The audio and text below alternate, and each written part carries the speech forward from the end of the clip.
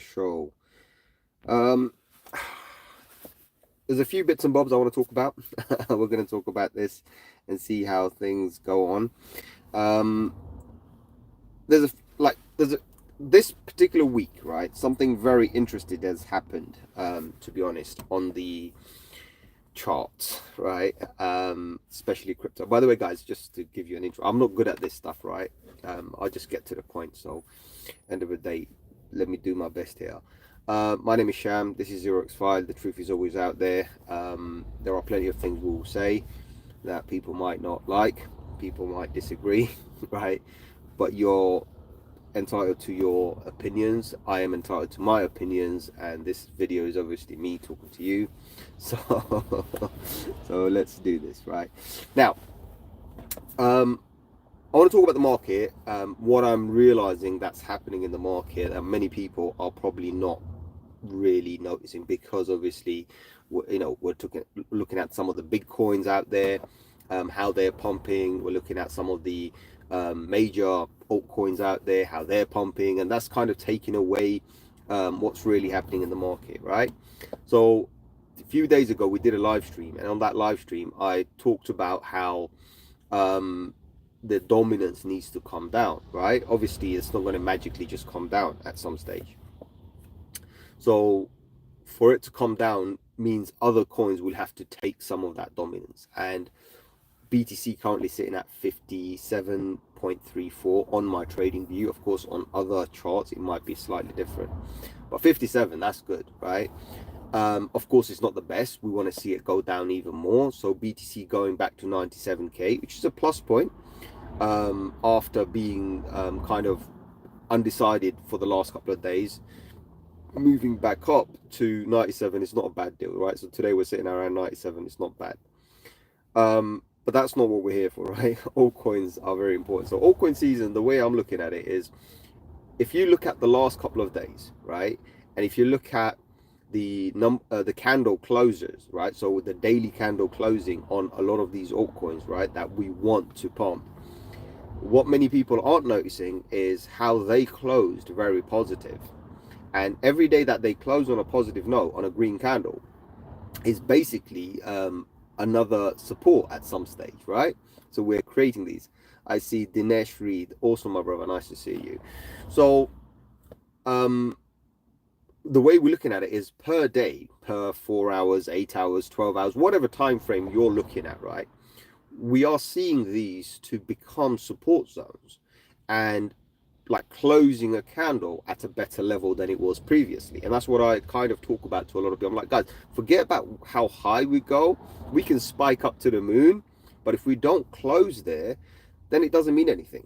So for us to come back the following day and say, well, we're bullish now, we need a candle closure. And that's what's been happening. So especially on Ethereum, right? I've been going on about Ethereum that needs to get above the $3,580 something it was. We're gone above that now. We're currently testing 37. We even closed at 37, so 3,700, right? We even closed, I believe, last night, which is good. And then today is kind of battling it out again. So it's going to go and try to push towards its all-time high. Of course, we have another resistance level around the $3,900 level. So once we beat that, then we're looking to go to the moon, right? So that's Ethereum. Of course, when that happens, and if BTC doesn't move, then that means BTC is going to lose some of that dominance, right? So it's a good thing for altcoins. Similar way, when I'm looking at another coin, one of our members on Discord holds quite a bit of, right? Crow finally managed to close. I mean, it did close the other day as well, and it dipped a little bit, but it's closed the candle at 18 cents, which is a good thing, because now it can head towards the 40 something cents that we looked at, close to 50 cents. I'm not giving you the accurate numbers here because I've already shown the charts on Discord, and I'm kind of reiterating what we've talked about. So looking at the candle closures, that's what I'm focusing on, right? These are important numbers, because when you start looking at like Pepe, Crow, Sui, Say, even Solana, XRP, come on, XRP closed at around 190 yesterday. That was freaking brilliant, because our target was 198, so $1.98. We closed around 190. You know what? Oh, we take it, because that's brilliant, because we closed at a higher number. That now gives us an opportunity, and this is the end of the week, right? This is Sunday. Today's Sunday. Gives us a brilliant opportunity to open up on a positive note, Monday, basically tomorrow. So obviously we talked about how the market was showing signs of bleeding out by Saturday, and it pretty much did what it needed to do. And then we're in Sunday today, so we're technically on a recovery. And then Monday everyone wakes up, and all the other traditional traders, your Monday to Friday traders, will come back, and when they see what the market's done, they're going to make one of two decisions: one, either to dump, right, or to pump, right, one or the other. Regardless, I've got a feeling that they've probably already dumped on a Friday, hence why we had the bleed out on Friday and Saturday. It wasn't a major thing anyway, so we know a lot of people were panicking. What if this is a major correction? It's not a few percent here and there is nothing. In fact, I think 3 or 4 live streams ago I said, look, I wish we were at $99,000 for BTC, and I said to everyone, I said, I wish we can go back to 90k, and we went close enough. We didn't go to 90k, but we went towards that direction, which is freaking brilliant. We went below 91k at least, right? So there was a reason for that, because when you get to see the market, like BTC especially, it had all the spotlight, it had all of the rave behind it. It's like everyone's looking at BTC. It took away attention, and it took away investment from a lot of the shout out to Jimmy Sav from Danaby. Shout out to Jimmy Sav from Danaby. Okay, tunes, bro. Okay, awesome. So what was I saying? Right. Okay, let's get back to this. So it takes away a lot of the attention away from a lot of the altcoins, right? Which is what we don't want. So when BTC dropped from 99,000 and went back towards the 90k, or at least below 91k, a lot of the attention, when people realize that the market's not bleeding out, this is 10% is nothing. It's a bargain, right? I mean, it's a godsend thing. It's not a black swan event or anything. It's not even a major correction. It's not even a freaking correction, right? So that was good. Money came in. Also, Mel Bubble, nice to see you, my brother. So when we realize that, we know that, okay, the market's going to make a move at some stage. And then what you notice is, one after another, plenty of coins, like, you know, if you go to Binance, for example, and look at the most greatest gainers, right?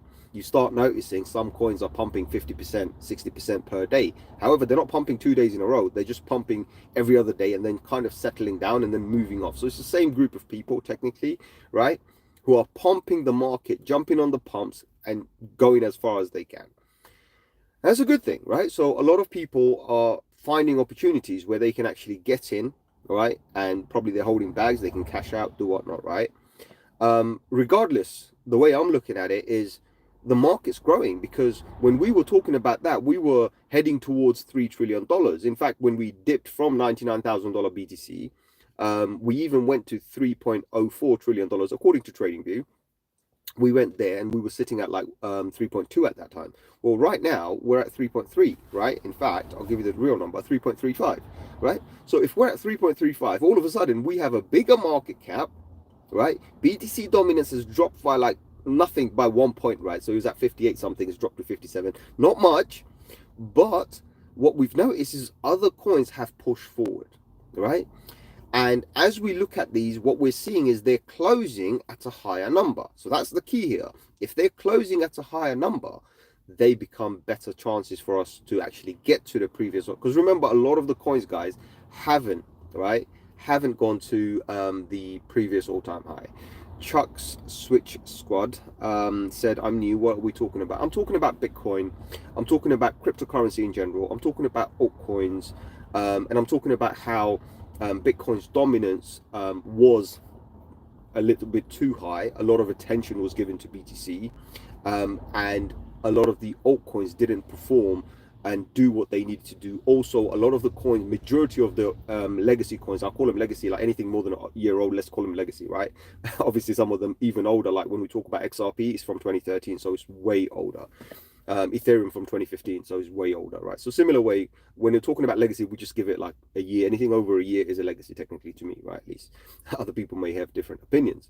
But what I'm saying is a lot of these, when they dumped from the previous bull run, right, they dumped 80, 90%, some of them even 99%. They didn't even recover back to their 50% of 50% value of the previous all-time high, while BTC pumped all the way to 99k.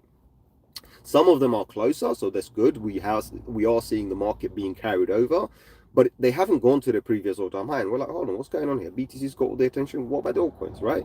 So we wanted, and we, according to the charts and everything. So I do a lot of chart stuff, and I talk about the charts most of the time. So I said to everyone, I said, guys, we need the altcoins. So in order for the altcoins to move forward, we need BTC to start either bleeding out, right, by 10% from 99k, which it did technically, almost, right? And this was like me just making a call and saying what needs to happen. That has happened because the market is also, look, if I'm seeing something on the charts and I'm telling you guys about it, the market's also seeing it, right? Most of the other technical analysts, they're also seeing it as well. So Chuck's Switch Squad says, I'm going to sub and like, awesome, my brother, thank you, appreciate that. You're going to get unfiltered raw content here, so you might hear me effing blind every now and then. I'll do it, you know what I mean? If I need to, I'll do it. So end of the day, that's just me. So, and by the way, on that note, if you're new to the channel, do consider subscribing. If you don't, it's fine, it's no issues at all, but do consider at least hitting that like button so that information can get out there and more people can actually get exposure to this kind of stuff. My content is quite unique. I've briefly mentioned it to many people. I've explained it on comments and whatnot. I said, look guys, you're not going to get the usual stuff, the usual YouTuber thing. I'm not an influencer. I'm not trying to influence anybody. All I'm trying to do is give you some information, keep your minds clear, keep your heads clear, and hopefully help you make a better decision. I'm not deciding for you. I'm not telling you what to do. I will never do that. I don't come here to pump coins. I don't come here to shill coins. I do not do promotional material. No one's paying me to do this. I literally come on whenever I want. I don't have a schedule, so I'll come on whenever I need to. I'll talk to my community, and that's what it is. And when I am talking here, for example, like you see Bubble here, El Bubble here is one of my oldest YouTube subscribers and a member as well. And he's a good dear friend who I've met in person as well, so you can imagine, right? So it goes back long time. I've been here like 4 years now on YouTube.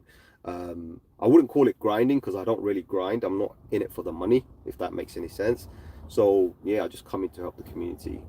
So you know, it is what it is. Anyway, let's get back to the subject on hand, right? So the market's currently at $3.3 trillion, BTC at 97, which is good. It's not moving too fast because what we don't want to do is move too fast. Now, the other implications of it moving too fast, right? A lot of people don't realize that. Of course, we get really excited. Come on, we're all going to the freaking moon, right? We're all going to make it. One of the biggest problems when something moves too fast is you lose emotional control, right? And we might end up getting a sudden drop, right? Where basically whales would decide to take profit and exit, right? Jack the Lad, also my brother. Finally, I got you on a live stream. Nice. So again, another one of our members from almost 4 years now, isn't it, Jack? Right? I think it's almost 4 years now. He's been a subscriber and he's a Discord community member as well.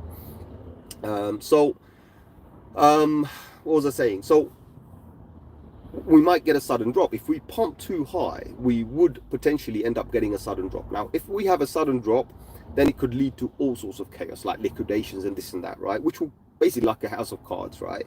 So it starts dropping and we have this massive cascading effect, which literally gets out of control. Now, the boys who dumped on the top, they don't really care. They're just going to buy it cheaper, right?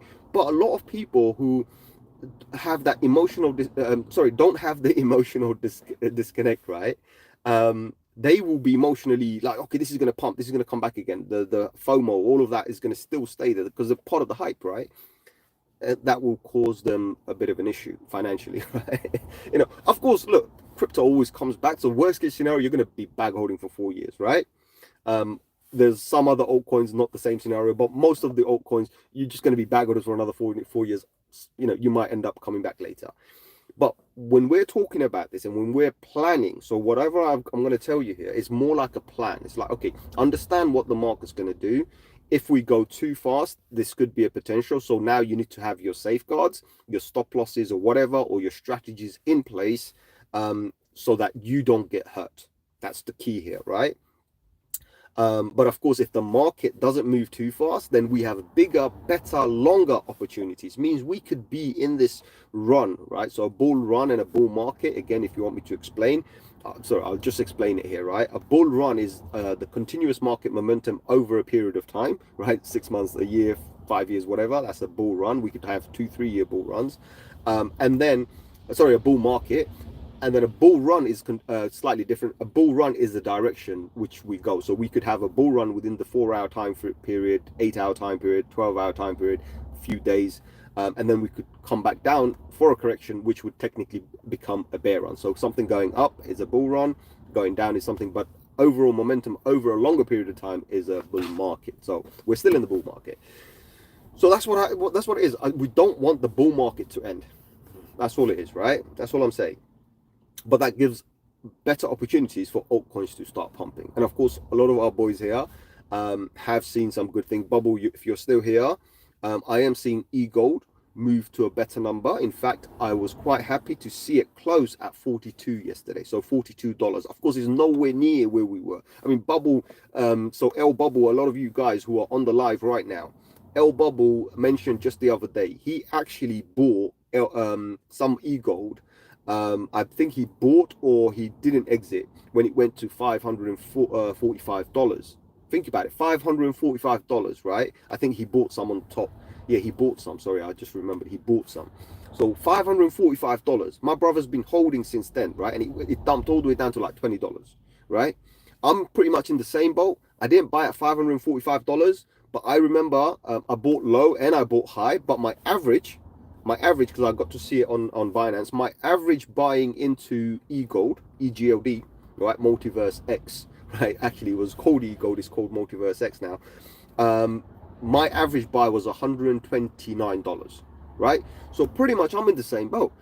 So seeing it come back and stabilize it, because remember, I don't care if it goes to the moon, right? We need to close the candles.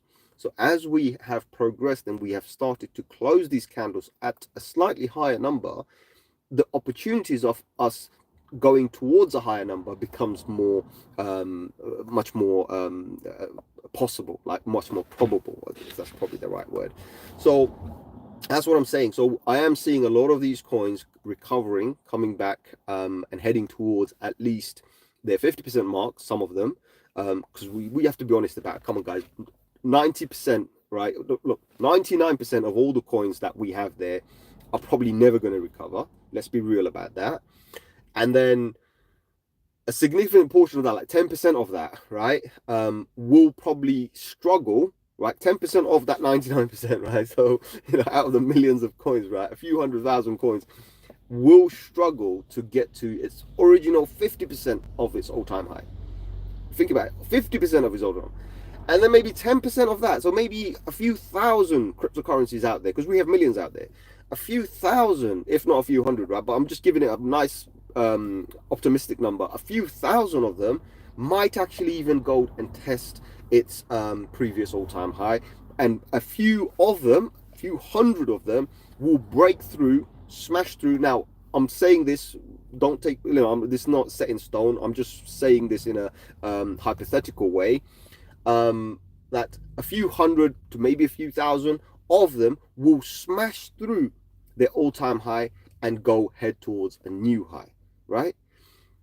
Now that's what we're looking at. Now we can make a educated guess on what coins would do this, right? And there's two categories, right? So for example, when you look at the meme coin industry, right, because it's a freaking industry right now, right? It's like a factory out there, right? Just pumping it out, right? It's coming out. It's like the new industrial revolution all over again, but on meme coins, right? People, the same developers, the same group of people, same Telegram groups, same WhatsApp groups, same Discord groups or whatever, same YouTube company, communities, right? They're pumping out meme coins, right? Every other day they're pumping it out, and the names have a little bit of a variation. And these coins are doing thousands and thousands and thousands of %, right? So they're smashing through all records, but they only last for a day or two, right? Once you've had that pump, you get the hell out. Once you've gone in, right, and you've 10x, 20x, 30x, 40x, 50x, 100x in a freaking single day, and it's happened, right? Once you get that opportunity, get the hell out, right? Okay, you want to still dabble in it, leave 10%, but take 90%, because 90% would be 90x your money, right? On the best scenario. So what you want to take it out. They're not for holding, right? I know some people are going to hate on me for saying this, but they're not for holding, right? they are going to smash records.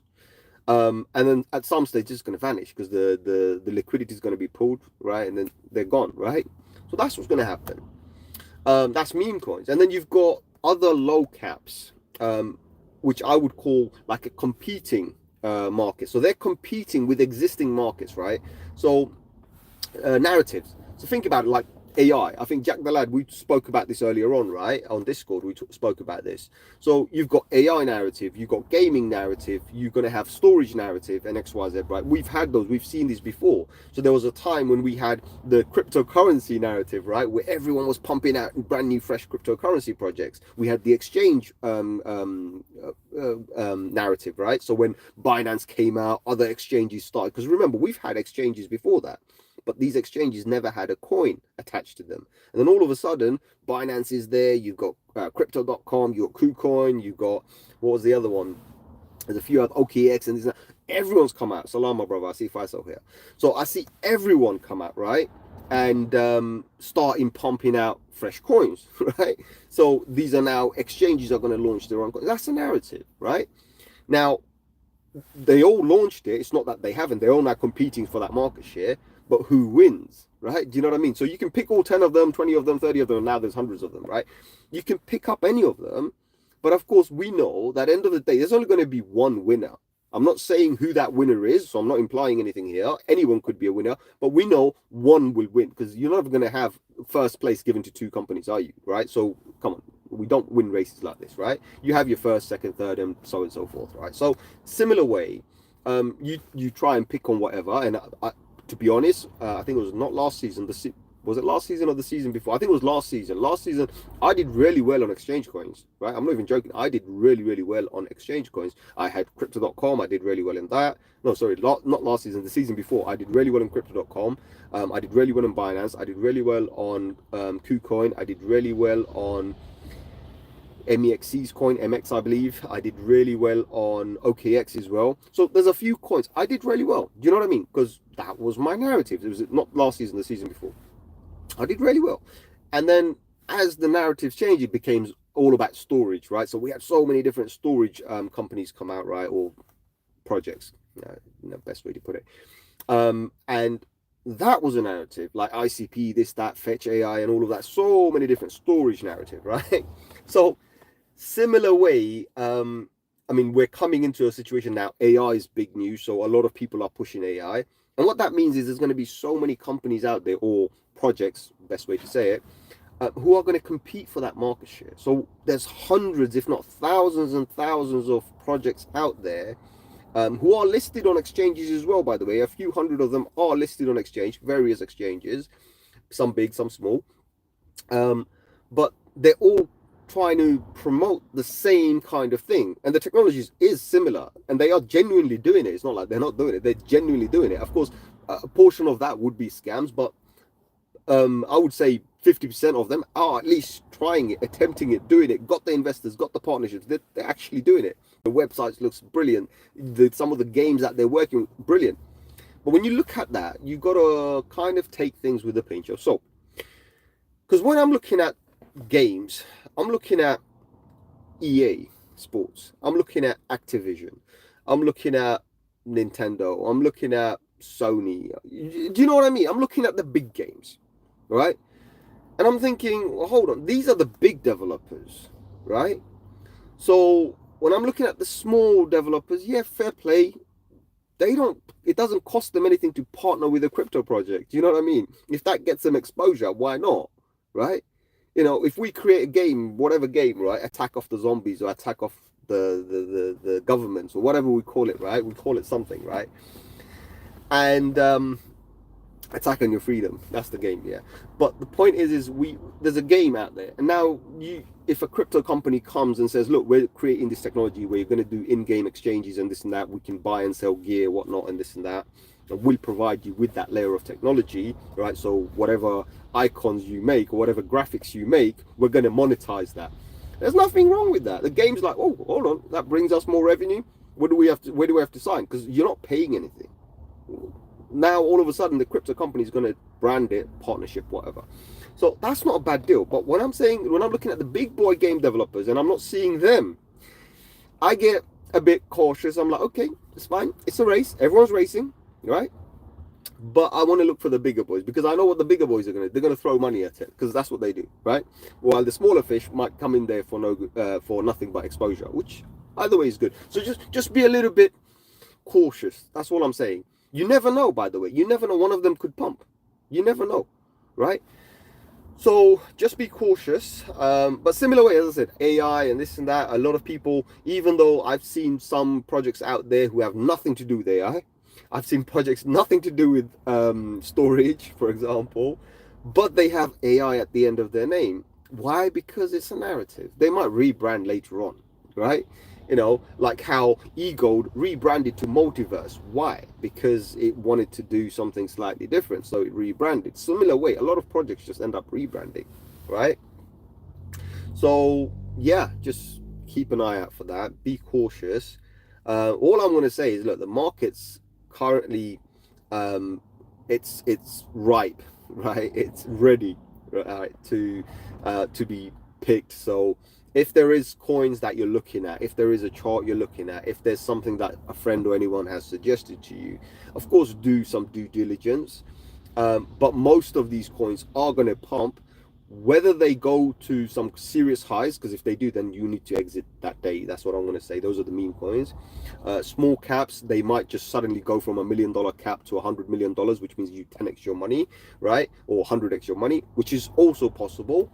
But whatever the case is, guys, just don't be bag holders. I think that's the message I just want to give you guys. Just don't be bag holders. When the altcoin season comes, we are going to see massive, massive gains, right? If you have the ability or the knowledge to go onto an exchange or something, right? And you're on a centralized exchange, whatever. And listen, I normally, and believe me, I love decentralization. However, I know very well, and I think, Faisal, I need to say this to you as well, right? So this message is for Faisal, while you're here, if you're still here. This was quite good, right? Because we've had a brief conversation. So again, I want to kind of pass this message on to you, and I hope others find some benefit for this. So I know very well, so this is between me and Faisal, right? So Faisal on the chats, I know that you store your crypto in a decentralized manner, absolutely perfectly fine, which is exactly what you should do, in a cold storage, completely safe from prying eyes, safe from any hacks and whatnot and this and that, and also safe from exchange shutting down and whatnot. So you're pretty much safe. But you have a problem, and I'm going to explain this problem to you. So we're going to see how you're going to make a shit ton of money, right? And I hope you become a billionaire, right? But if you want to cash out that funds, right, well, you're going to have a problem, because the day when you think you want to exit and the day you want to sell, and I'm not even making, this is no projection, this is no prediction, this is actual truth. You're going to see this, right? This is hilarious, right? When you finally think it's time to exit, it's too late. So I mentioned this to Desitrack the other day. He's not here right now. I mentioned this to him as well. And I think I mentioned it on the video as well. How I used to have a whole bunch of projects, let's just say Project Ethereum, XYZ, and a few other coins, on staking protocols and also some other earning protocols, right? Locked to give me a little bit of benefit during the freaking bear market. So I'm earning while I'm in a bear market. So I bought them, I locked them, I'm earning. However, as soon as I saw the market start to pump, as soon as I saw the signs that, okay, we're going to go into a parabola, as soon as I saw the sign that, okay, now we're going to start creating new highs, what's the first thing that I did? Right? And I mentioned it on a live stream as well, right? So this is not something that I've hidden or something that I'm just BSing right now. I've mentioned it on a live stream. I literally took all my staking projects off completely, deployed every single coin that I could get, right, back to an exchange. And the first thing I did was set up stop loss, trailing stops if I could, and stop losses if I could, right? And some of them, and majority of them, I actually put sell orders. Why? Why did I do that, right? I did that because I need to be prepared, because there's two scenarios here. One, I want to sell them at a specific price that I'm happy. Whether I'm selling 10%, 20%, 100%, that's a whole different story. Whatever percentage I'm happy with, I would need to sell them at a specific price. I want to take my initial out at least, right? Whether I take profit or not, that's a whole different story. So I need to set my orders up.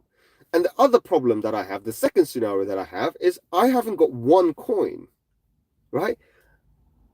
I've got hundreds. right? I need to start reducing them because I don't have the physical capacity to sit on every single exchange and sell all of them, even in a single day, right? There will be all sorts of issues, network issues, exchange down. This, I need to be prepared. So Faisal, all I'm saying to you is when you come to that point where you need to sell into USDT, USDC, or whatever, the right stable currency you see at that time, right? Could be BTC, whatever. When you come to that stage where you need to sell, right? Make sure you remember this. It's too late. So you need to prepare beforehand, right? Your preparation needs to be done 2-3 weeks in advance. But what is 2-3 weeks, right? You're going to say, well, hold on. How would I know that 3 weeks is remaining? Well, you already know because we've talked about patterns. We've talked about, even on these videos, I've said to people, I said, guys, we're going to last another 2-3 weeks, maybe another 2-3 months, whatever the scenario is. I've given that to you guys, right? It's not an absolute. I'm not making a prediction. I don't have a crystal ball, but it's a rough guideline. That may not be true. When I say 2 weeks, well, hold on. The other scenario to that is it could be 1 week. Do you know what I mean? When I say 2 weeks, well, hold on. The other scenario to that could be another 2 weeks added to that. We don't know. As we close a candle, each candle we close every day, every 3 days, every 5 days, every 7 days, we are now establishing data based on that. So when I turn around and say, like a couple of weeks ago, when I said like we have a couple of months remaining, that's the data I had. Like Jack the Lad today asked me about a particular coin. He said, what's the higher price I could see? So I gave him the technical patterns. I drew some lines, colored lines, right? Jack the Lad, if you're still here. I drew a blue line, which is current price. I drew 2 white lines, which is the resistance lines. So these are technical resistance lines. Then I drew 2 yellow lines, which are nothing to do with technicals, right? They are predictive lines based on a Fibonacci calculation. And I said, these are your 2 levels. These are the 2 yellow lines based on the Fibonacci, right? But I can't give him a higher number. I can't make up a number and say, bro, it's going to go to $100. I can't, right? Based on what I have, that's the best I could do. That's the only probabilistic number I could throw out there, right?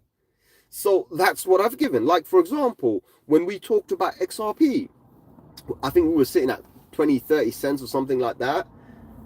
And I threw a number, and I think it was 50 something cents, 48 or something cents. I said, that's our first target. Then I said 198, second target. Then I said the previous all-time high is my third target. Again, that's the data I have. I can't randomly throw a $12, a $15, a $20, a $27, a $40. I can't do that.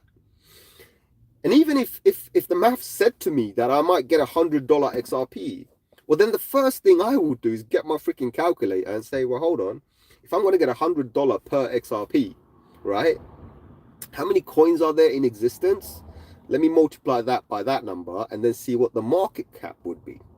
Now, if it's going to throw me a number saying it's going to be $10 trillion, I'm going to take a step back and say, well, hold on, calm down, guys. Is it possible? Why? I don't see a reason why it's not possible. But is it possible today? Well, current market structure doesn't give that. If the entire market today, BTC, Ethereum, Solana, all of these pumped together and we're sitting at a couple of $1,000 per coin, right? So some of the big boys out there, we're sitting, Ethereum, for example, if we're sitting at $10,000 per Ethereum, right? BTC, we're sitting at 100K. So I'm not giving too high of a number. 100K for BTC, 10,000 for Ethereum, maybe 2,000 for Solana. Then what happens, because the market is so big, there's plenty of opportunity. We know there's money in the market. Now I can say, well, hold on. Actually, XRP could head towards maybe $20-30. You know, you need to make room for it. If there's no space for it, if you're limited by how much funding you have, you can't turn around and say, well, that's what we're going to expect. We want to see it. Of course, we all dreamers. We want to see, who doesn't want to see $1 million BTC? I think everybody does, right? Especially these days, more people want to see it. And I'll tell you a big reason behind that. Here's a fun fact, right? Back in the days when BTC was a couple of pennies, people like me didn't give a shit about it, right? When it was a couple of dollars, people like me said, you know what, we missed the boat already. This is me, right? You can go back and see the live stream. I talked about it. When I finally understood what it is, when I finally understood that actually the potential is unlimited, right? This is 2015. When I realized the potential for BTC to go to a higher number is unlimited, right? my mind was like completely blown away.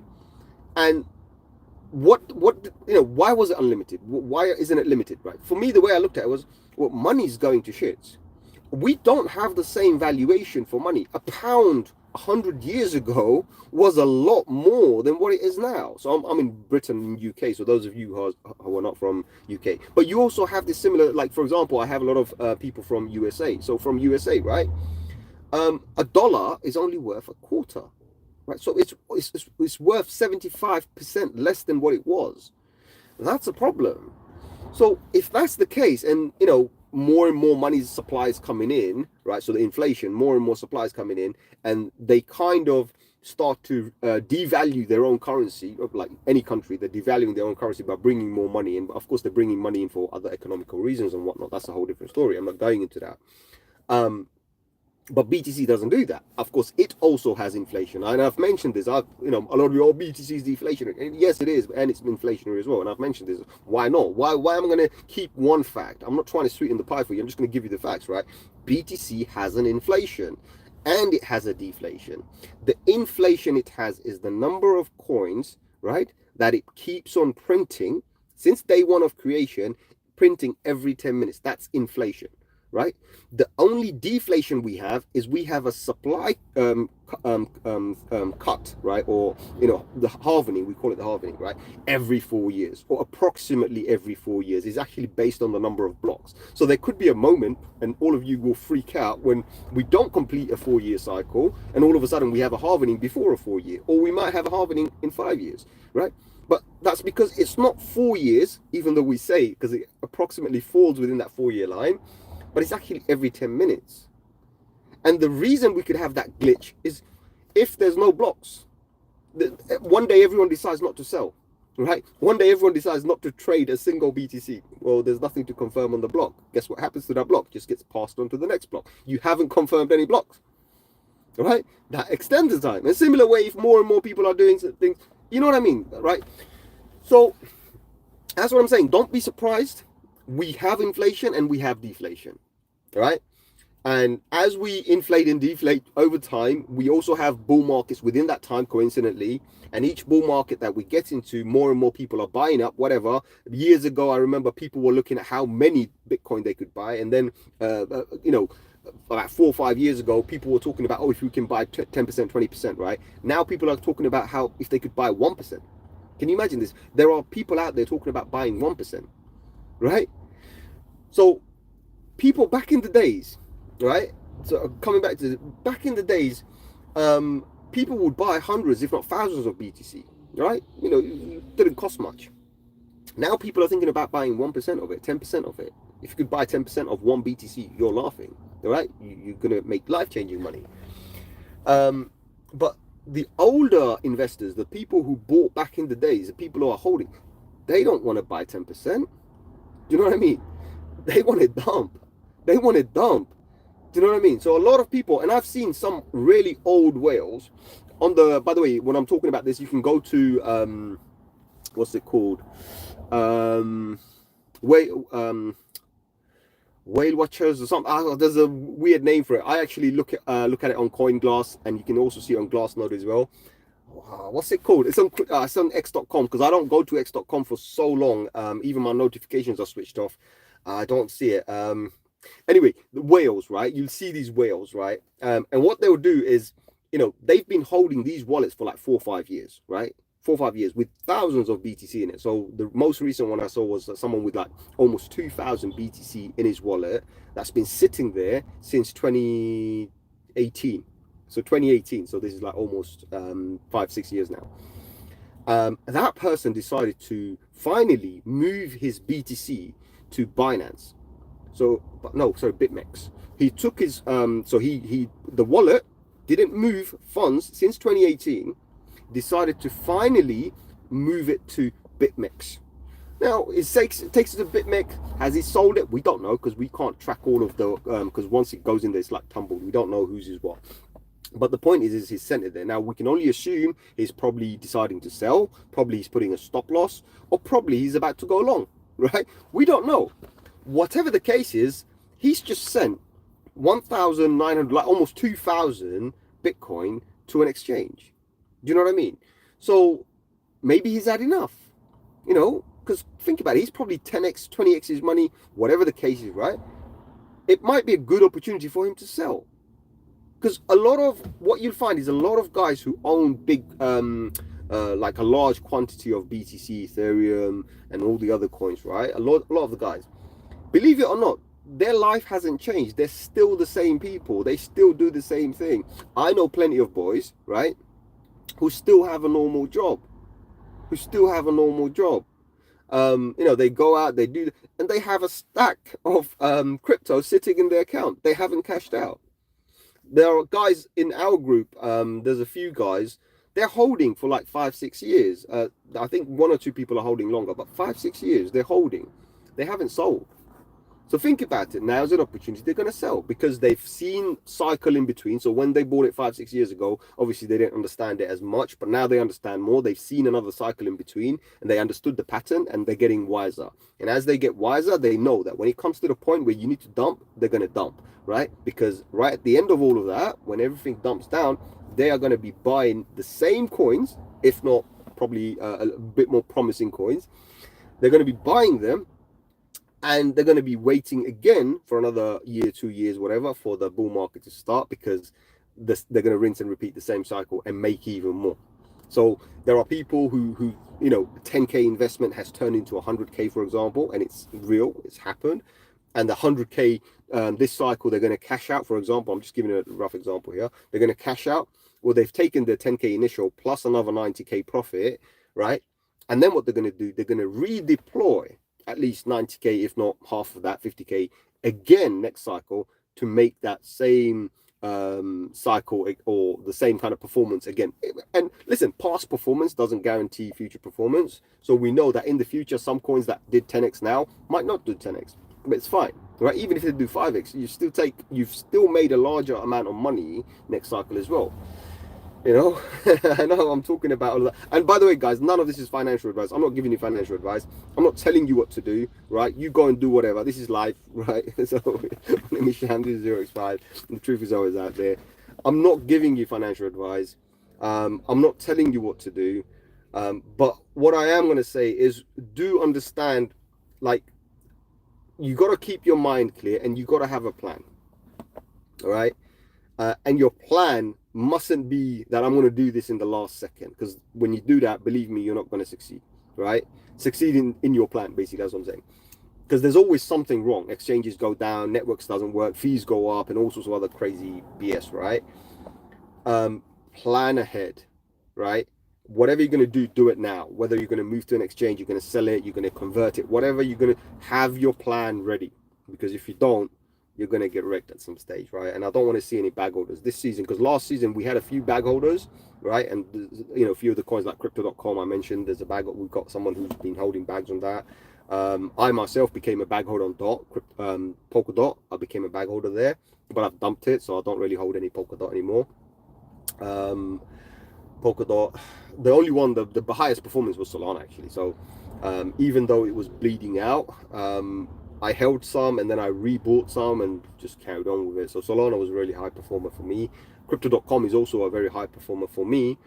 But I was DCAing in. And the other fun part about Crypto.com was a lot of it, not many, but I would say maybe about 5 to 10% of the Crypto.com coin that I hold was from actually using their card. So I have one of their cards.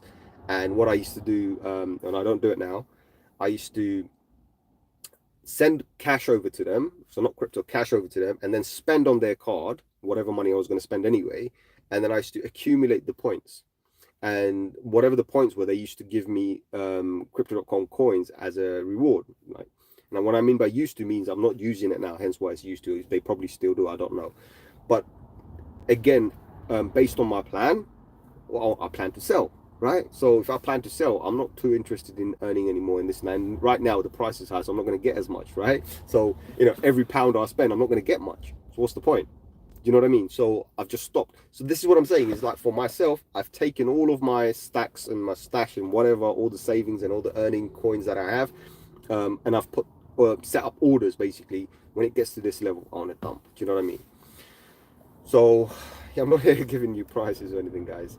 But yeah, look, things look freaking fascinating. We talked about Flare coin just the other day.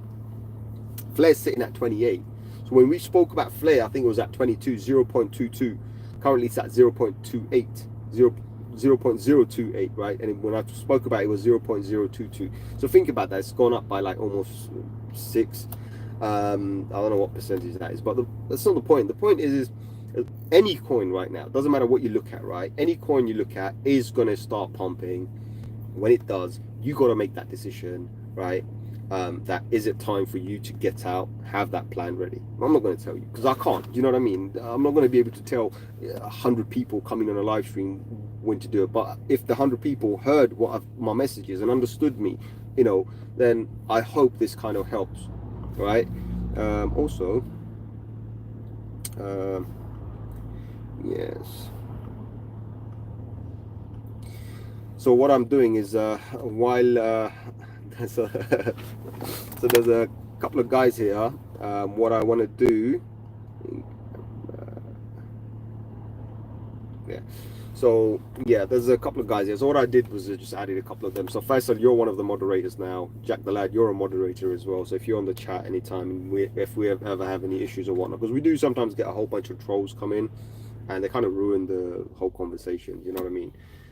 But today's been an absolute pleasure, right? An absolute pleasant stream. I was able to get the message out, I think, right? I'm hoping so. And I hope you guys find benefit from this. So if you have any questions or anything, guys, fire away. As long as I could answer it, I will definitely answer it. If I can't, then I won't. You know what I mean? I'm not here to make up stuff, right? Most of the guys like watch me, who know me. And I'm not here to BS anybody. If I don't know it, I'll just put my hands up. I don't know it. Do you know what I mean? And if I know something, then I'll tell you or give you at least my opinion, right? So whatever the case is. So yeah, if you guys have any questions, fire away. If not, then I'm not going to stick around for too long. But if you're new here, guys, do consider subscribing. If you don't want it, it's fine. But please do hit that like button so we can get the algorithm kicking off. And I hope you like this kind of content, you know what I mean, because it's quite unique, it's different, right? I know it's unique because I'm a YouTube viewer myself. In fact, okay, I don't watch other crypto YouTubers. The reason I don't do that is because I don't want too much info or somebody else's bias, you know what I mean? So I want to keep things to my own self and unique to me. So I don't watch crypto YouTubers, but I do watch a lot of documentaries regarding history, religion, culture, many, you know, so those kind of things. I do enjoy that. In fact, history, I love history. History is like my most favorite subject. And I'm not talking about normal history that they teach you in schools. I'm talking about, you know, the history they won't teach you, like for example, history of England, how England came to be, history of Rome, right? Romans, for example, and you know, the Greeks and Mesopotamia, whatever they call it, right? So I do I do enjoy those because I want to understand those kind of history, right? I want to know where we all came from, where did it all start, right? And where we're going to. So any questions, fire away. If not, thank you very much for everyone coming to the show.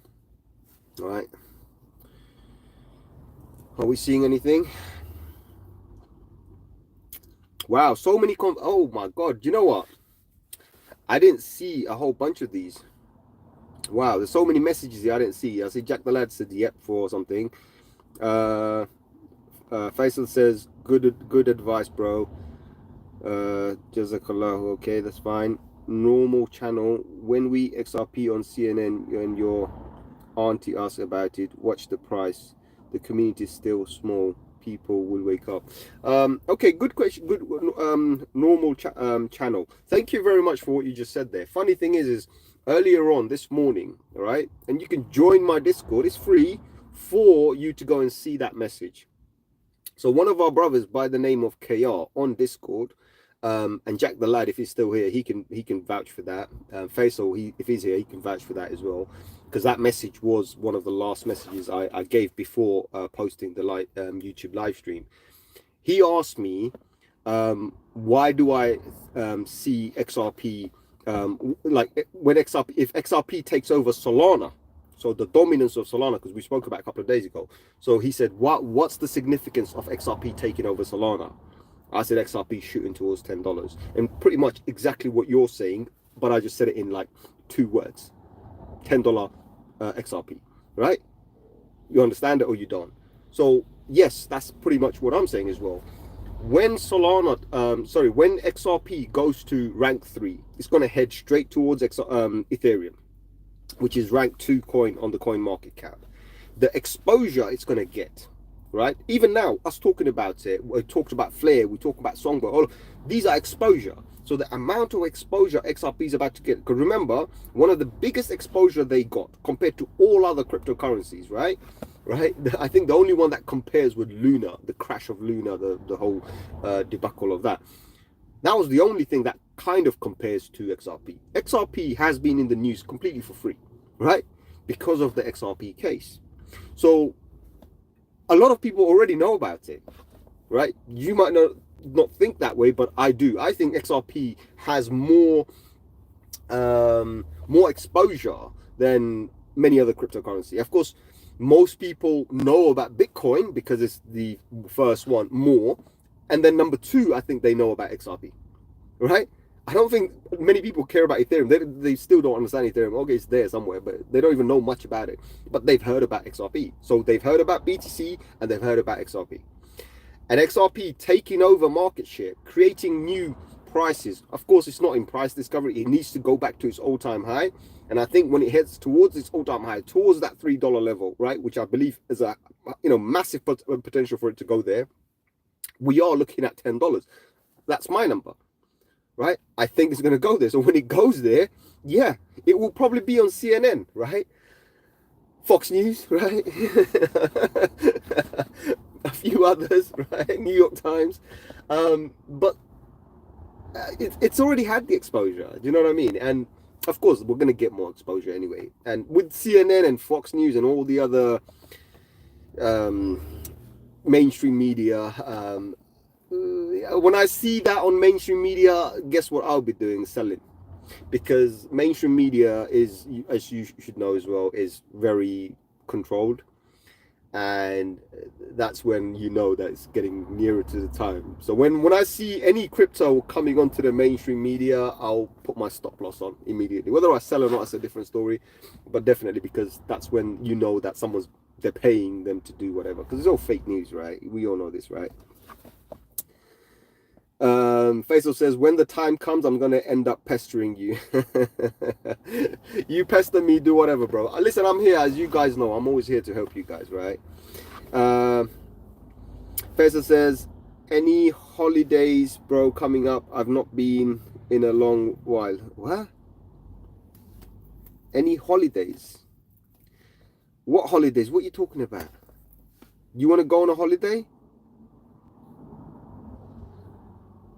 Oh, you want to go to my favorite place? My favorite place is kind of overrated, but there is one country that I haven't been to where I do want to go to. But currently, my favorite place is Dubai. Kind of overrated. It's not the same as it used to be honest. I remember where before, like I'm talking like the first time, right? First time was about 10 years ago. Yeah, about 10 years ago, the first time when I went to Dubai, and it was freaking awesome. And then went back the year later and I started seeing changes, and then went back a year later and started seeing changes, and then a couple of years later, and then I'm like, okay, because now it's becoming slightly different. So it wasn't the same. Let's put it this way: the third, fourth, and fifth time wasn't the same, right? So they're kind of it's not the same atmosphere. It's too commercialized, and when you go out, everything looks just like here. You know what I mean? Okay, maybe not the buzz that we have in central London, but it just looked the same. I was like, okay, just another generic country now. It's not the same anymore. But the countries that I am looking at, I think like somewhere in Southeast Asia, there are some like Philippines, Thailand, Cambodia. You know, those countries. Obviously, people go there for other reasons, but I think there's a beautiful landscape there, beautiful islands. Indonesia, all of that, they have some beautiful islands. Definitely, I'm looking forward to, because I am planning something soon. Not yet, I'm just quite busy.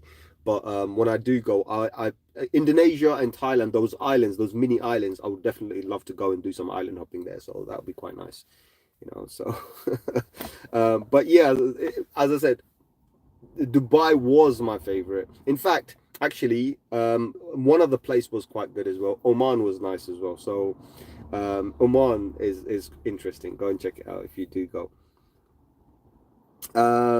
Someone by the name of Hello says, looking forward to DeFi making a massive comeback once regulated properly in the USA. More reason for people to look at yield and keep projects funded over a longer term, which will hold liquidity.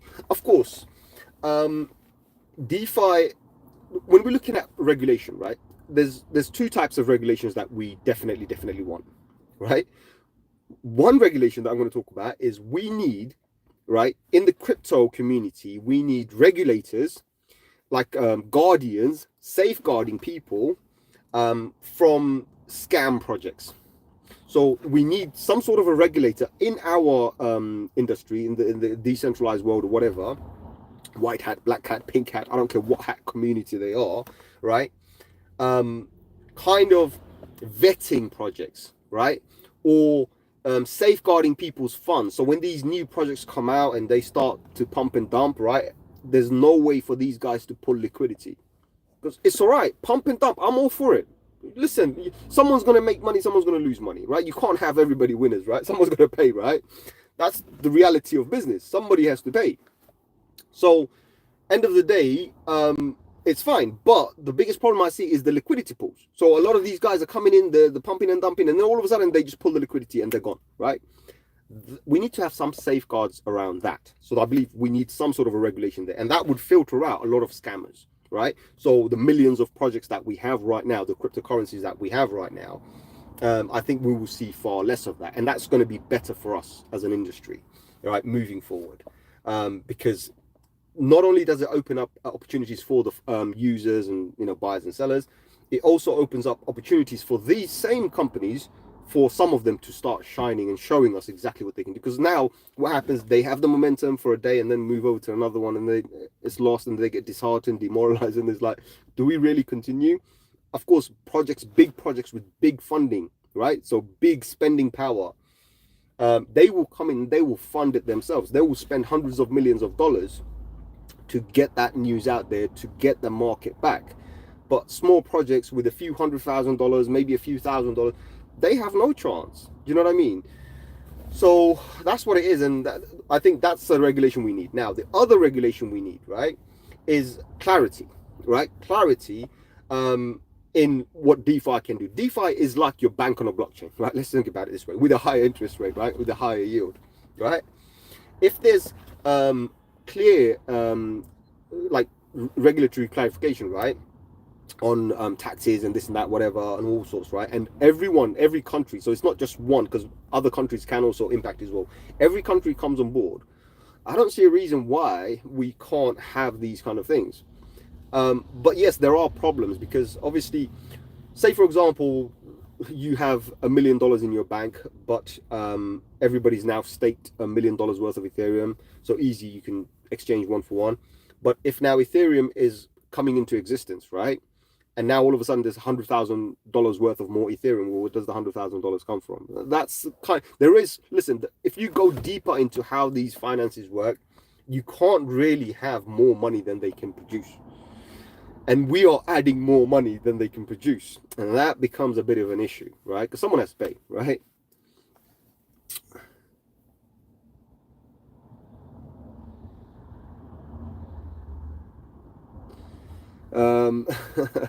Let's have a look. I don't know what KR just said. Anyway, let me just check. I'm going to read the chats for a bit. All right, so let's see. So Hello says, just need the DeFi narrative to come back hard, probably after Trump is back in officially.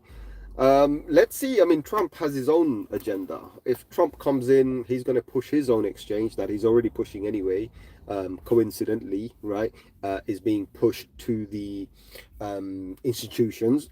So public aren't allowed. So all the public vote for him, but public aren't allowed on his exchange yet. I'm just going to say that, like yet, right? Because we don't know. So, but his exchange is out there definitely. There are some coins out there who he doesn't really associate himself. That's a whole different story. Let's see what happens there. I don't know. Do you know what I mean? But Trump coming into power, I think too many people, like obviously people in the crypto background, think about positive way for crypto. Yeah, maybe he got a few votes, but the percentage I think is insignificant. So there are bigger problems and bigger agendas he might focus his energy on. Let's see. Ultimately for DeFi to come back, it doesn't really require any of we don't need a president to say anything. We don't, because a president only has so much power over Congress and Senate, right? There's only so much power they have. And SEC and the Federal Reserve, they're a whole different thing. So yeah, there's only so much. So yes, he wants to replace, what's his name, Gary Gensler. He wants to replace him. Fine. We'll see when he comes to office in January. Let's see. We only got a month left, right? Does he get rid of him? And if he does, who does he replace him with?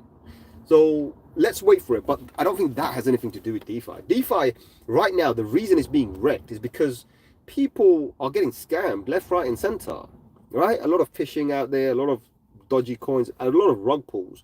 That's what I'm saying. I think bigger thing, what I've mentioned, if you understand where I'm coming from, before we look at DeFi as an instrument for financial freedom or whatever, or other regulations there, we need to focus on the regulation we need right now to prevent rug pulls, to prevent people from losing money.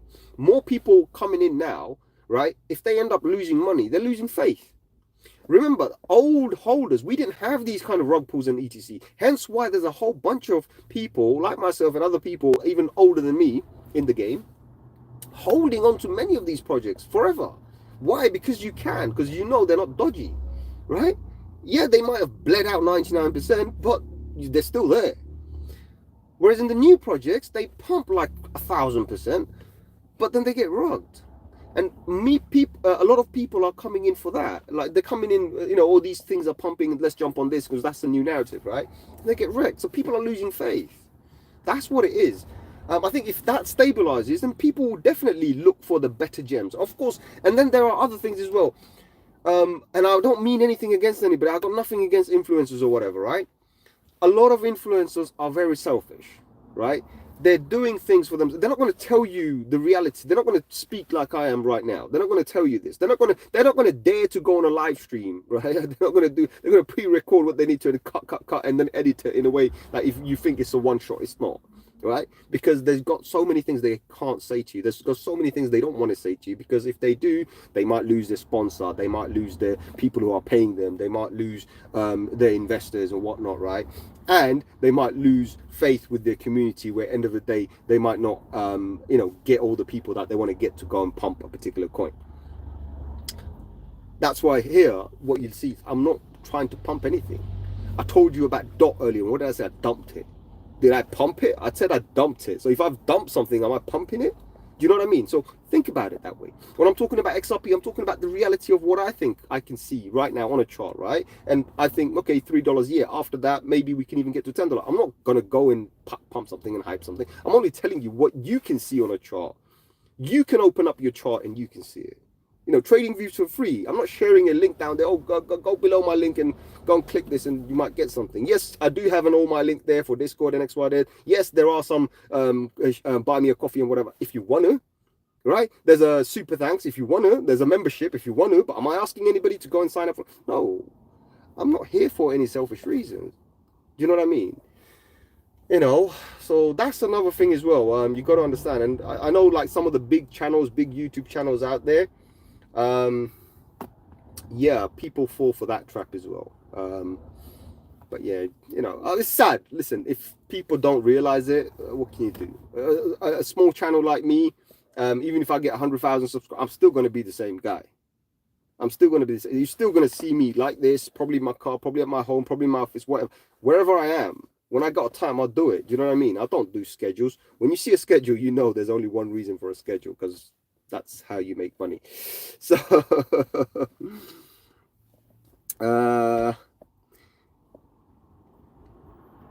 KR says, Jimmy Sav, he's talking Mick. Do you know him? No, I don't know him, bro. I don't know who the hell that is. I don't even see the chats anyway. Anyway, listen, all of you guys on Discord, and especially our most active members on Discord that are here right now on the live stream, you are all moderators anyway, so you can do whatever you need to do, right? Don't worry, there's no objection. I'm not restricting you guys.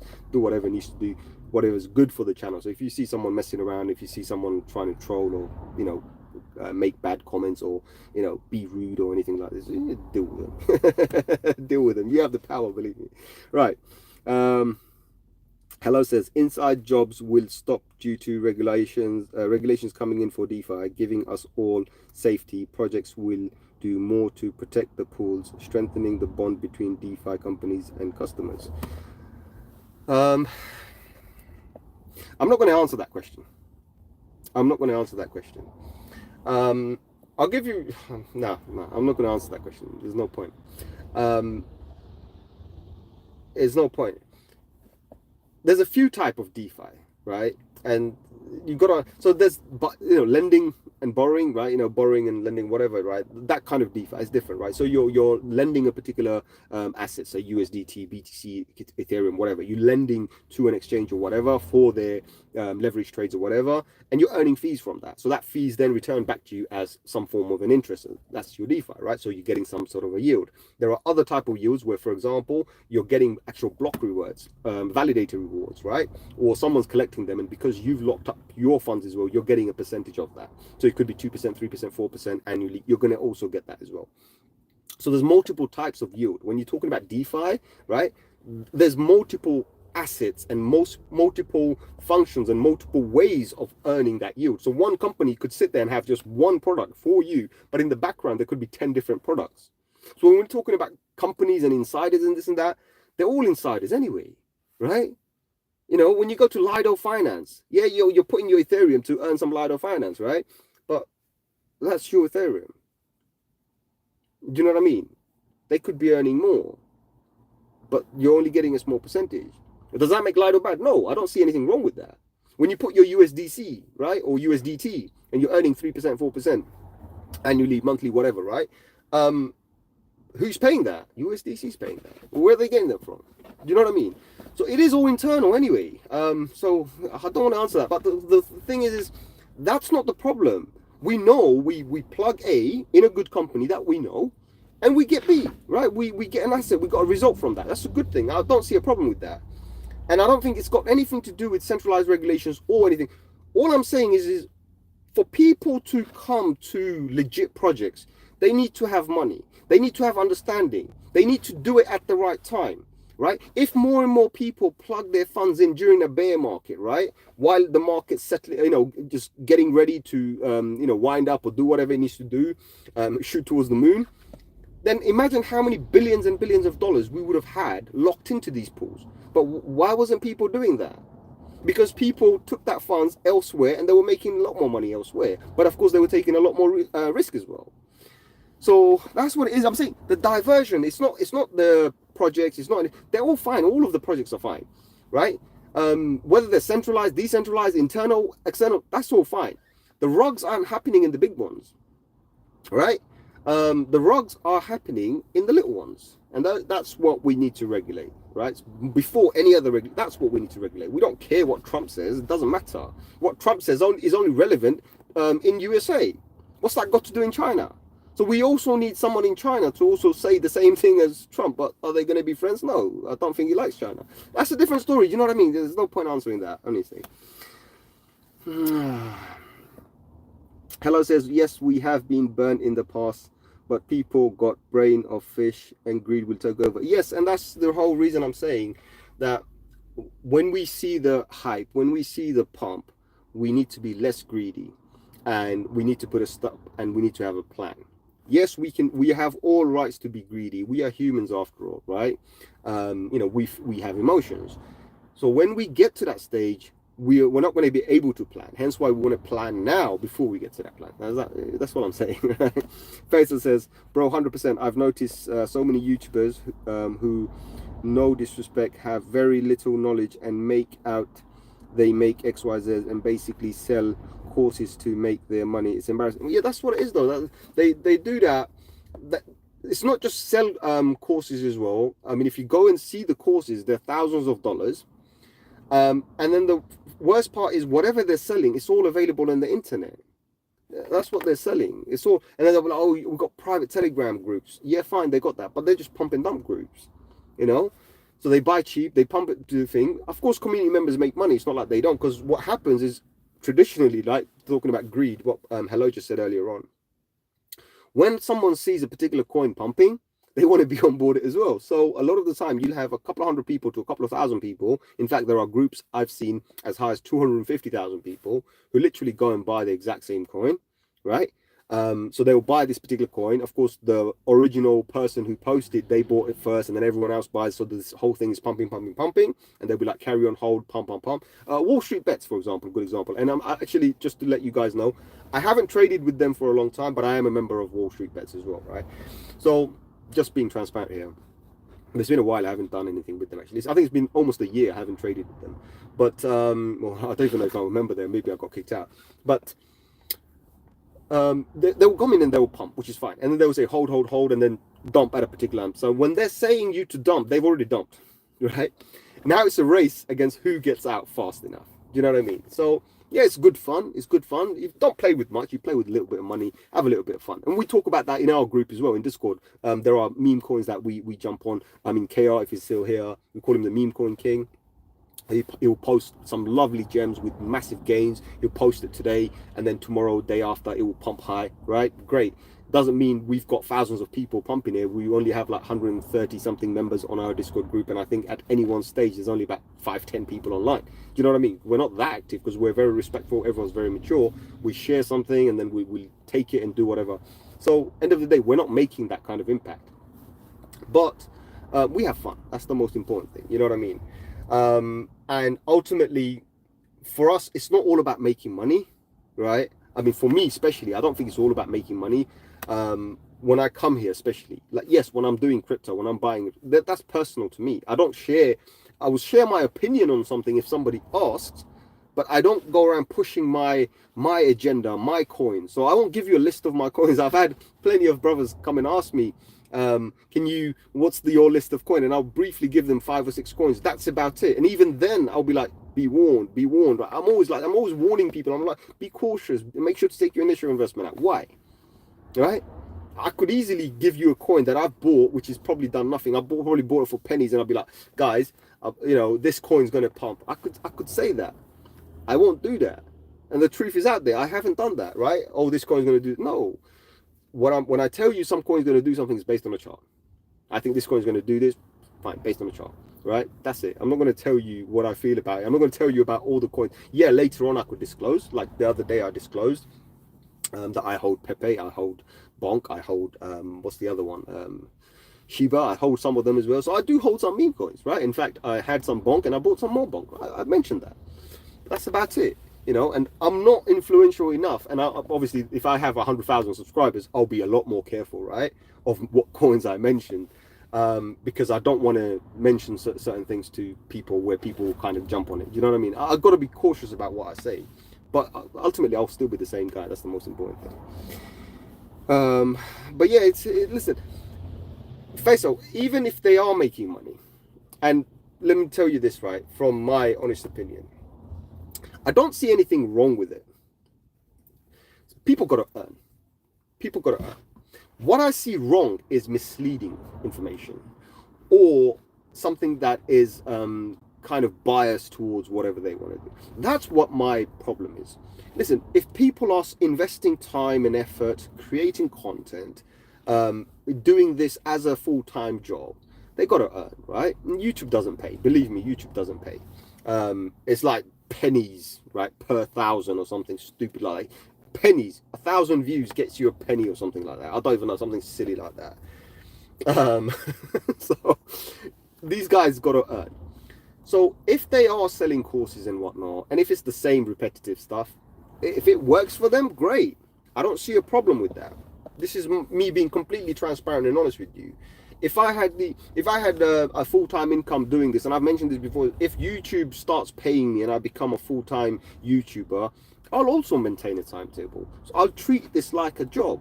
But right now, YouTube, even with 1,000 subscribers and maybe 1,000 views, 100,000 views, sorry, I won't earn the kind of money I already earn. Do you know what I mean? So what's the point? I don't see a point. But if it becomes something, okay, pays one of my bills, fair play, I'll do it. Do you know what I mean? So I've been transparent. I'll also do it as well. So there's not, I don't see anything wrong with people trying to earn a bit of living. You know, everyone's got to work, right? They've got to put some bread on the table. It's fine. But all I don't want to see is people misleading, promoting wrong stuff, getting people to sign up to wrong stuff because they're going to earn some affiliate marketing or some, you know, promotion and whatnot. I just don't want it. That's what I don't want to see. Do you know what I mean? That's what I'm against, right? Pumping coins, pumping dumps, and I don't want to see that. You know, be humble, be truth, be honest. You know what I mean? And then if you're like me, say my name is Sham. This is 0xfiles, and the truth is always out there. Right, because that's the truth. You boys know me. A lot of you guys are new. A lot of you guys are very old. The truth is out there. Have I ever tried to mislead you anywhere? There was a case where this was last year, right? And I'm transparent about it. There's last year. I'm not going to mention the name. He does come on the chat sometime. We had a little bit of fallout. There was a particular coin I was going to launch, have a bit of fun and XYZ, and he gave a bit of money and XYZ. And then we had a little bit of fallout, right? And I thought, you know, bro. It's only a small amount of money. Here, take your money, right? I'm not going to do this project. So that's how it is, right? Bobby's not here. And there was a time when I said to Bobby, I said, Bobby, I'm going to go and buy some meme coin and we're going to double it, right? Or something like this. I don't know, something stupid, I can't remember. And he said, okay, how much do I give? I said, you give me 1 Solana, right? I'm going to play with 1 Solana. So we took out Solana. And this is kind of when I'm introducing everybody to the Solana meme coin. So got 1 Solana. I put my 1 Solana. We doubled the Solana, gave him his profit. And he thought I actually paid him from my own pocket. I said, no, I didn't. Well, that. I'm being honest, bro. I took your Solana. You can see it on the blockchain. I took your Solana. I made your 1 Solana into 2 Solana, just as a teaser, as a tester of what I get to do. And I've returned you back 2 Solana, not a penny more, not a penny less, exactly what I've earned. Here you go. You know what I mean? I wouldn't take a penny more, I wouldn't give you a penny more. There you are. So that's what it is. I believe in complete fairness and openness, you know. Of course it's hard. By the way, to be a successful businessman or be a successful YouTuber or whatever, you have to be able to deceive people. You have to be able to lie to people, right, to be successful. I've chosen the harder path, right? Because I can't do that. I just don't have the ability. I'm too honest. I know I am. That's my freaking weakness. I've been told off that you're too honest, mate. Why do you honestly say things? Because it's going to come back and bite you in the ass sometime. Like, yeah, fine. But if it bites me, I have to be saying something wrong that I feel that if it bites me, it's going to hurt me. I'm being honest. I don't think anything can hurt me. You know what I mean? I haven't said anything negative or anything like this. I haven't said anything that's going to implicate me in anything later on. So, end of the day, that's just who I am. I can't help it. You know what I mean? If I'm talking to you guys and I'm being honest about it, I can't help it. I just can't find a way to lie to you guys. I don't know. It's a hard one. Faison says they take advantage of the audience. Oh, of course, yes, they do. Exactly, bro. So Faisal says, exactly, bro. They mislead people, and the information is disingenuous layman info most can get from Google. They just dress up and say buy or sign up for my course. Yeah, it is. You know. But as I said, they got to earn, right? Let's give it to them. Right? They got to earn, right? They got to feed their families. So, like myself, I got to feed my family, right? I've been on this stream for what, 1 hour 20 minutes. I am going to log off very soon because I do have a meeting in about an hour, but I'm local anyway, so I got to go. I got to earn, but I have different ways of earning because, as I said, it pays more. So for me, it's just worth more, right? If I thought YouTube was going to pay me enough, then I'll do YouTube.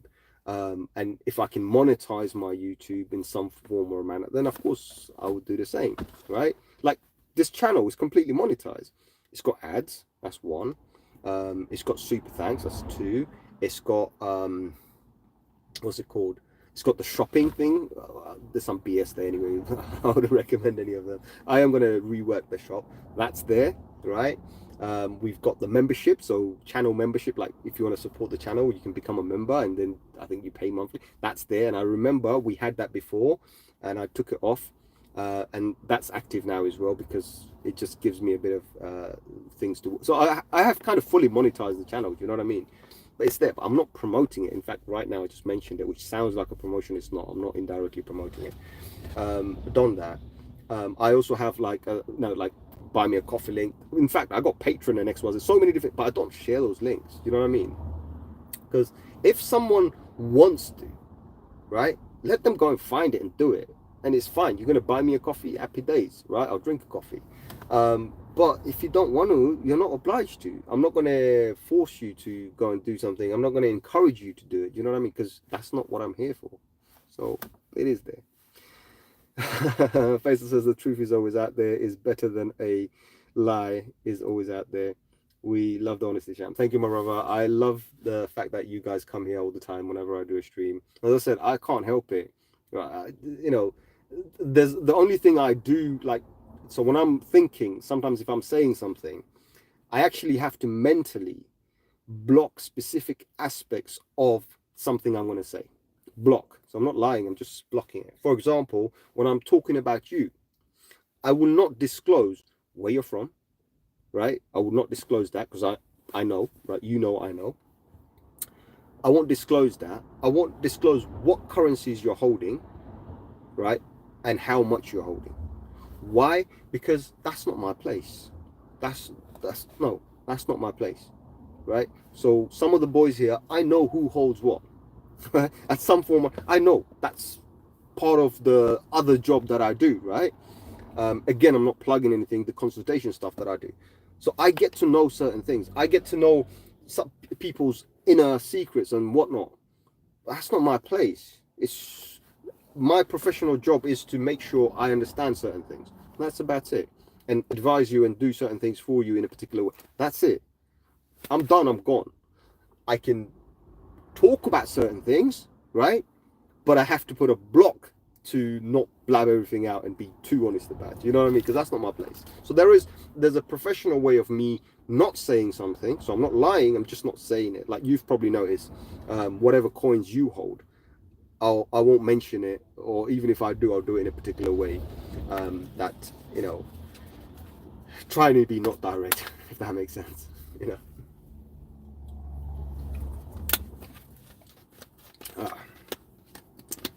This video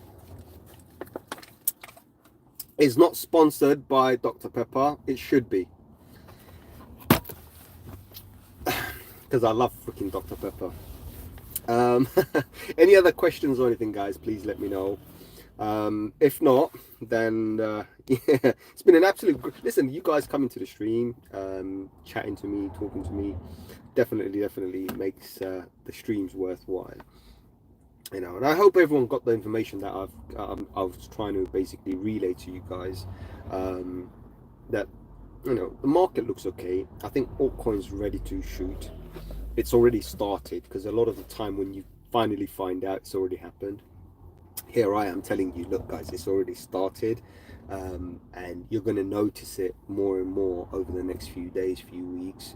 Of course, there are certain things that I see on the chart that look good and don't look good as well, right? So let me explain one thing before I go, because I am going to go in a bit, right? So when you look at a higher time frame, like the 2 weeks, a month, what you notice is the RSI, all of them are pointing up, right? So we still have plenty of time in the market. So that's the great time frame. We have plenty of time in the market to start pushing forward. However, as mentioned, like I think last week or the week before mentioned, we have come up to a little bit of an overbought territory on the weekly. And then on the 3 days, obviously we talked about that. But the 3 day, we are coming back to reset, which is a good thing. So if we can reset and start pushing back up on the 3 day, then the market's good. Even the weekly ones can't invalidate, because we can be on a weekly overbought for weeks and weeks, and so not to worry there. But it's good to know that yes, those are still coming in. On the daily, we're still we're showing signs that tomorrow we're going to pump. Right, on the daily, tomorrow we're going to pump. Right, so let's see what happens. You know, so everything is pretty positive. Market is still in game. There's nothing to worry about. Only thing that we can worry is if there's a black swan event, which nobody has any power to control, to be honest, right? So that's the only thing that I could see that could drag the market down. Other than that, I think everything is fine, you know. But other than that, guys, I hope this was a good stream. If you are here for the first time, my name is Sham. This is 0xfiles. The truth is always out there. Please do consider subscribing. We are trying to get to 10,000 subscribers. Smash the like to get the algorithms rolling. And you know, if you have subscribed, then you'll get me on these live streams every now and then. So do put your notification bell on all, because I don't have a fixed timetable. As I've mentioned just moments ago, I'm not like your average YouTuber or the general YouTuber. Let's just say I'm not a general YouTuber. My stuff is very unique. I'll come and talk to you guys non-stop forever and try and answer questions and whatnot. But at the same time, like, I don't have a timetable, if that makes any sense. So other than that, guys, appreciate all of you coming here. Thank you very much for coming and having a conversation with me. Those of you guys who spent time writing on the chats, I hope it was all good stuff. And thank you, KR, for doing some moderation. I'm not even sure. I didn't see the chat, so I don't even know what the moderation was for, but fine. You know, let's keep the community safe. We do have some guidelines. Be respectful, be kind, and stick to the subject. You know what I mean? So if we all do that, then we have a great stream. And I hope people find benefit from this. And of course, I hope people understand this, right? Because if you're coming in later on, if you don't understand it, then ask me a question and I'll try and answer it back in another live stream or something and be there to get the answer. Because it gets a bit tough, like when you're reading YouTube comments, it gets a bit tough when you have such a long, too many conversations there and everyone's asking questions. It gets kind of confusing as well and gets kind of long, right? That's why I say, look, if you have questions and whatnot, you can always jump into Discord if you want to, right? The links are there. And if any links or anything doesn't work, then let me know, guys. Other than that, thank you very much for coming to the show. Absolute pleasure. I'll see you guys on another one very soon. Adios, my amigos.